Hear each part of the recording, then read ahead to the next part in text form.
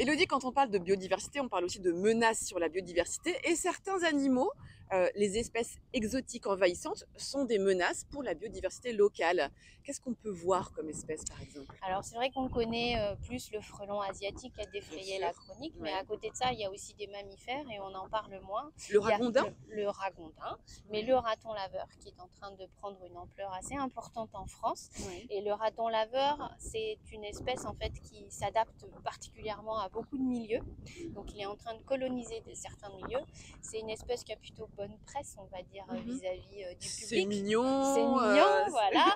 Et du coup, c'est en ça que ça peut être embêtant parce que c'est une espèce exotique envahissante. Ça veut dire qu'il prend la place et les milieux d'autres espèces qui ne se développent plus de ce fait, hein. Par exemple. Par exemple, bah, on en a parlé ce matin, mais ça peut être un prédateur des cistudes, donc des petites tortues qui sont en train d'être réintroduites, notamment dans le Grand Est. Voilà. Mhm, Et il constitue un des prédateurs de ces espèces-là, par mhm. exemple. Sachant qu'en plus, le raton laveur, c'est une espèce qui est plutôt adaptable à différents régimes alimentaires, donc il n'aura pas de souci à changer.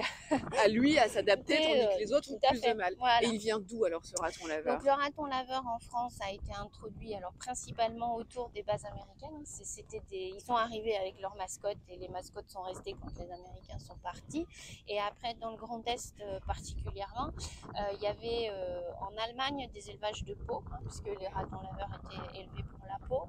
Et ben il y a eu des relâchés ou des échappés et finalement ces ratons laveurs ont colonisé une partie de l'Allemagne.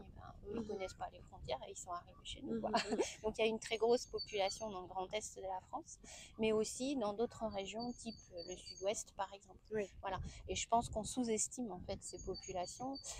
On commence à se rendre compte qu'elles existent parce qu'elles sont plutôt amicales, elles s'approchent de l'homme, ce qui ne va pas sans poser quelques problèmes d'ailleurs, puisque Sanitaire?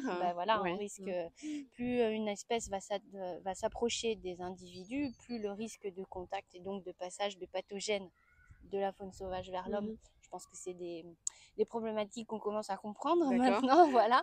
Et le raton laveur est une espèce qui embarque certains parasites qui peuvent être pathogènes pour l'homme, Oui. voire même très pathogènes. Donc voilà. Donc finalement, les menaces pour la biodiversité, on parle beaucoup du démembrement, Oui, de l'artificialisation des sols, de la pollution, etc. Mais parfois, ce sont les espèces animales elles-mêmes. elle-même, voilà. Mais il y a eu la main de l'homme avant tout derrière. C'est le gros problème, c'est que finalement on a joué à l'apprenti sorcier parce que d'un côté on va éradiquer certaines populations animales qu'on considère être nuisibles et qui sont pourtant autochtones, et de l'autre on laisse ou on introduit d'autres espèces. Voilà, on joue à l'apprenti sorcier parce qu'on ne sait pas à la fin ce qui va pouvoir en advenir, Mhm, avec tous les risques que ça comporte et qu'on ne connaît pas tous. mhm. Voilà. Merci Elodie pour De ce rien. point raton laveur. Merci.